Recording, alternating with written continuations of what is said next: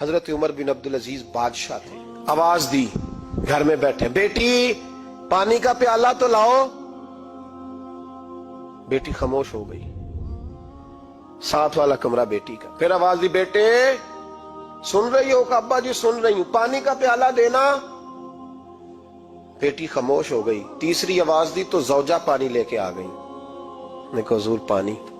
حضرت عمر بن عبد العزیز کو غصہ آیا, کہنے لگے بچے کس لیے ہیں, وہ خود کیوں نہیں آئی؟ اب اتنی نافرمان ہو گئی ہے کہ ایک پیالہ پانی کا باپ کو نہیں دے سکتی, کیوں نہیں آئی؟ تو زوجہ کہنے لگی چلیں درگزر کریں.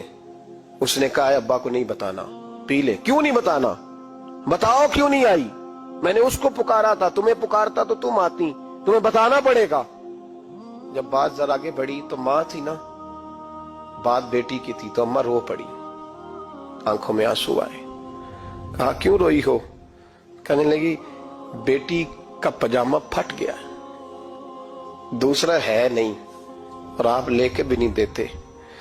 کمرے میں بیٹھ کے تو پجامہ سی رہی ہے, تو کہہ رہی تھی ابا کو بتانا نا, انہیں تکلیف ہوگی. تو وہ اس کے پاس دوسرا ہوتا تو آ جاتی, ایک ہی تھا, تو اس لیے نہیں آئی. حضرت عمر بن عبد العزیز اٹھے, سر سجدے میں رکھا, کہنے لگے یا اللہ تیرا شکر ہے, تو نے میرے بچوں کو بقدر ضرورت روزی عطا فرمائی ہے. یا اللہ تیرا شکر ہے.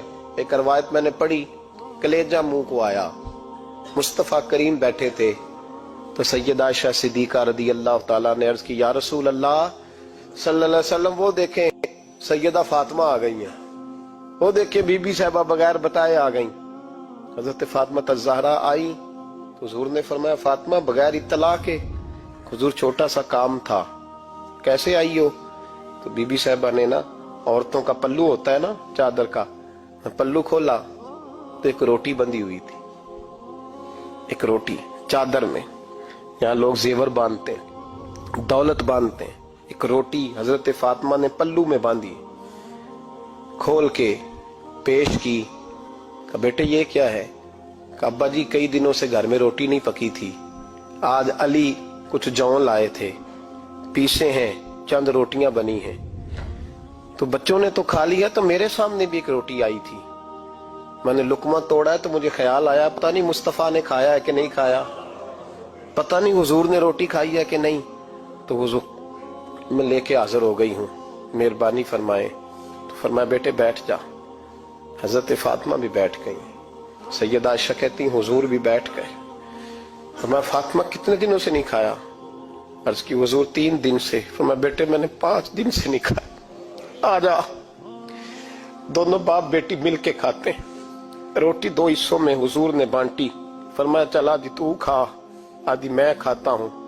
حضرت فاطمہ نے لقمہ توڑ کے منہ میں رکھا تو رو پڑی, حضور 5 دن سے نہیں کھائی. فرمایا بیٹے چپ کر, ہمارا دنیا سے کیا تعلق, ایک پل رہ گیا ہے, بس اللہ پھر جنت کی ساری نعمتیں عطا فرما.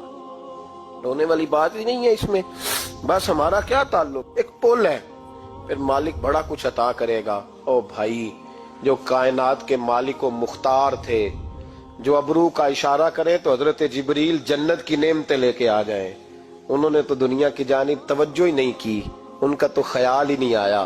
دنیا ہی دنیا, دولت ہی دولت, ہر آدمی دولت کے ترازو میں تلنے لگا ہے. اب تو کلیجہ پھٹتا ہے.